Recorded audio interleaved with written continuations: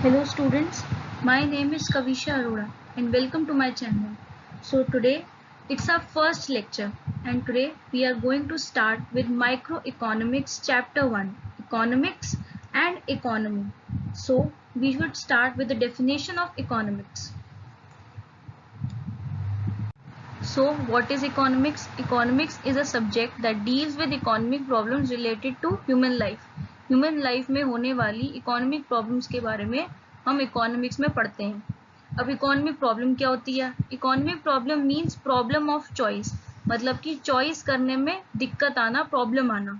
अब problem of choice arise होती है दो रीजन की वजह से। सबसे पहला, our resources are scarce in relation to our wants, मतलब कि हमारे रिसोर्सेज कम है। स्कार का मतलब होता है कम होना, in relation to our wants. अगर सपोज आप मार्केट में कुछ लेने जाते हो और अगर वो अवेलेबल ही नहीं है मार्केट में, तो क्या आप उसे ले पाओगे? आपकी वांट्स पूरी हो पाएंगी? Second, resources have alternative uses, मतलब कि रिसोर्सेज के ऑल्टरनेटिव यूजेस होते हैं।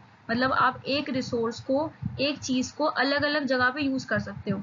सपोज मैं मिल्क का एग्जाम्पल लूँ, तो मिल्क आप जिस फॉर्म में है वैसे भी यूज कर सकते हो, कर्ड के फॉर्म में यूज कर सकते हो, चीज के फॉर्म में यूज कर सकते हो।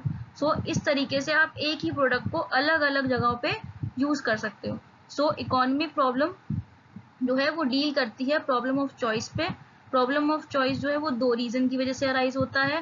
पहला है our resources are scarce in relation to our wants, and second resources have alternative uses. और जो हमारी इकोनॉमिक्स है वो इसी इकोनॉमिक प्रॉब्लम्स के आसपास घूमती है।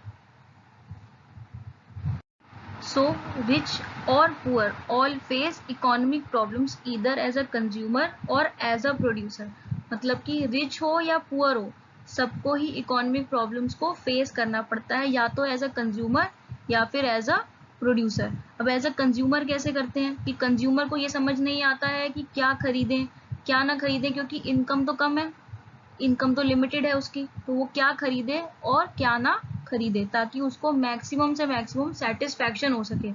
ठीक है। और एज अ प्रोड्यूसर कैसे करता है कि प्रोड्यूसर को समझ नहीं आता कि वो क्या बनाए क्या ना बनाए जिससे कि उसका प्रॉफिट मैक्सिमाइज हो।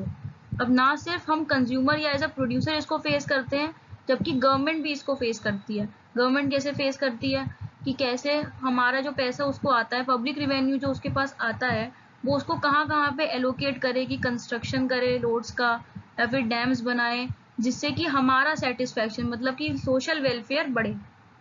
सो अब हम दो कॉन्सेप्ट पढ़ेंगे यहाँ पे, micro economics and macro economics.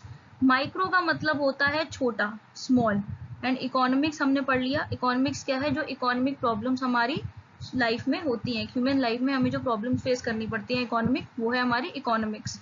So micro economics deals with economic issues related to small economic units, मतलब कि छोटे इकोनॉमिक यूनिट्स को जो इकोनॉमिक इश्यूज से रिलेट करना पड़ता है या फिर उनको फेस करना पड़ता है, वो माइक्रो इकोनॉमिक्स में पढ़ते हैं हम लोग। लाइक एक इंडिविजुअल कंज्यूमर, एक इंडिविजुअल प्रोड्यूसर, एक इंडिविजुअल इंडस्ट्री या फिर एक individual market.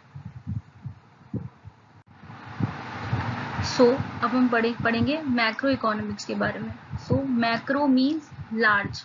Macro economics deals with economic issues related to the economy as a whole, मतलब कि इकोनॉमी में होने वाली एज अ मतलब पूरी इकोनॉमी में जो भी इकोनॉमिक इश्यूज में हम डील करते हैं उसके बारे में हम मैक्रो इकोनॉमिक्स में पढ़ते हैं।